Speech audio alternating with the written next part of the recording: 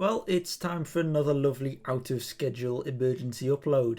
After last week's lovely Tour Monster drama, this week the UCI have decided to show their love for cross by releasing the new cyclocross season for the 2022-23 season on Valentine's Day. How lovely. So let's run through the big things that we can learn from the change in calendar. And I want to start by quickly running through the various one-day championships that will be held, because they've had a fairly big impact on especially the World Cup in the coming season. I'm extraordinarily happy to see first of all that the Pan Americans and the Euros are being held on the same day, November 5th. The Pan American Championships will be heading over to Costa Rica for the very first time. San Jose set to host the competition. I'm very intrigued as to how that'll go down. You could probably thank Felipe Nistrom for getting the ball rolling there. But it's a fascinating development, and I hope it actually has some impact in Costa Rica, because that'd be quite fun, just frankly. It'd be brilliant. The Euros, meanwhile, take place on very familiar terrain. The Citadel of Namur will this year not host a World Cup event, instead hosting the European Championships, likely much to the chagrin of the Americans. Hogeheide will also not be hosting a World Cup this year. The course, designed by Adrie van der Poel, will be playing host to the World Championships instead. For Hogeheide, this actually changes very little. It moves a week in the calendar and the jerseys will be slightly different, but that's about it as far as changes are concerned. Finally, we get some clarity on the Nationals too. The American Nationals are once more out of sync with the rest, taking place on the 6th of December in Hartford in Connecticut. The European Nationals largely take place on the 14th of January, a week later than they usually would. The British, Dutch and Belgian Nationals are amongst those held on this date. The locations where they are held should be on screen now. Oddly, France hosts their Nationals on the 7th and the 8th. This year they held the junior races on the 7th, the elites on the 8th, and they're not changing to the week later like the rest.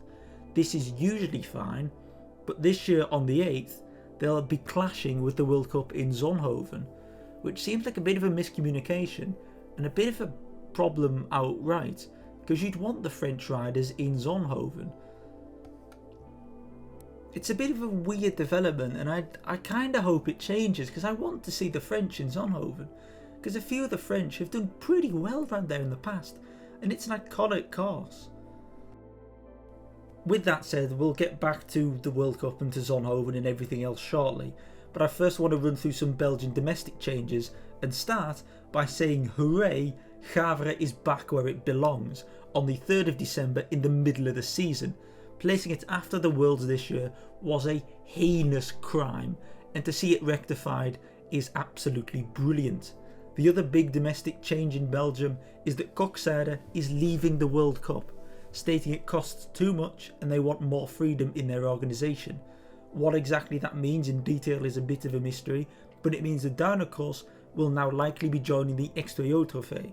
The date on which it will be held is as of yet unknown. Coxade is one of 4 Belgian races where this is currently the case, the others being Zolder, Baal and Boom. They're not on the calendar yet, which is strange, but don't worry, these races will likely still be held when they're supposed to be. I imagine it's just some contractual stuff that needs working out. I'd be very surprised to see any of these 4 leave the calendar, because they're all quite well loved races. Now, onto the main feature though. The World Cup next year is once again shrinking ever so slightly. It goes from 16 to 14 rounds, the UCI listening to the complaints that the World Cup was getting slightly bloated.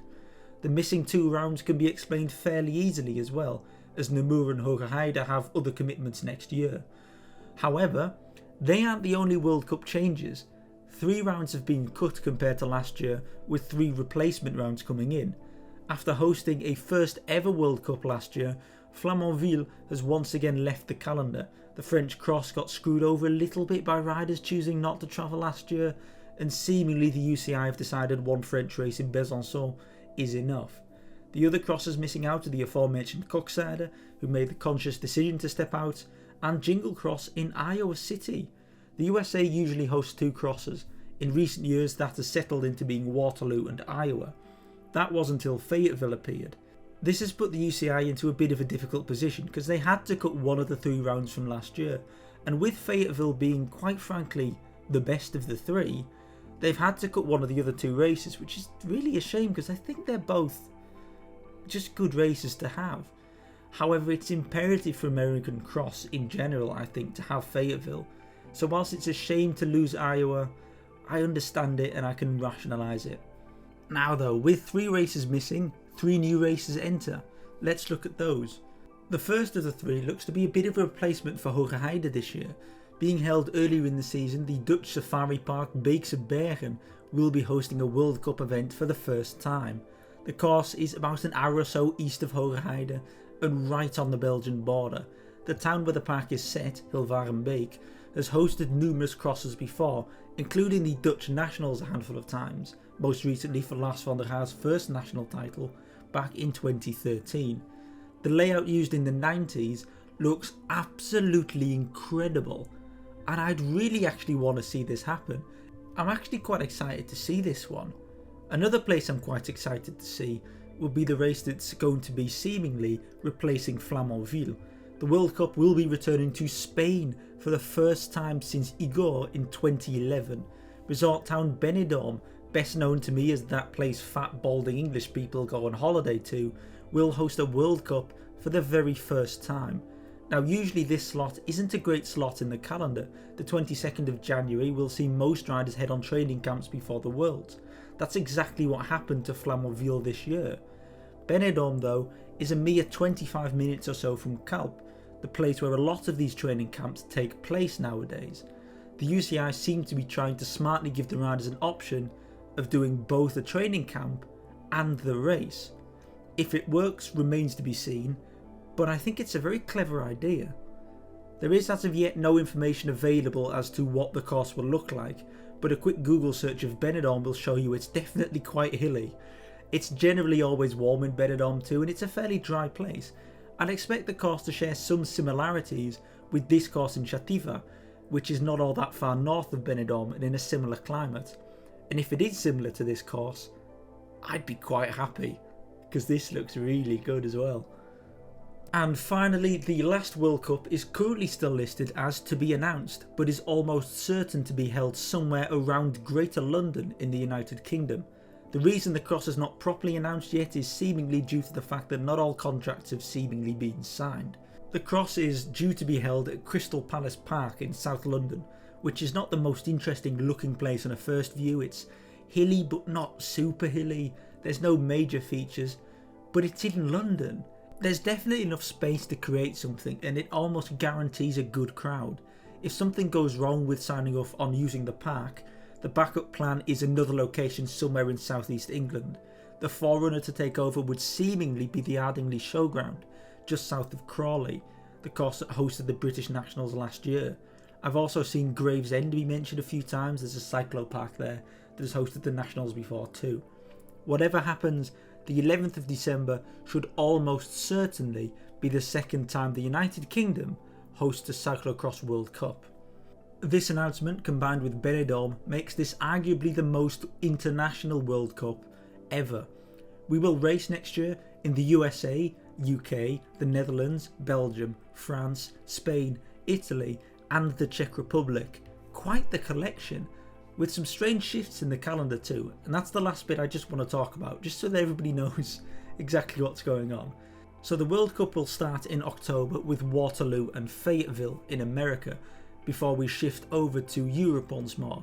The third race of the season will now be Tabor in the Czech Republic, moving a month or so forward to October, and then the fourth World Cup, the last one in October, will also be moving forward in the calendar. The fourth round will be Rukven, which was held in December last year.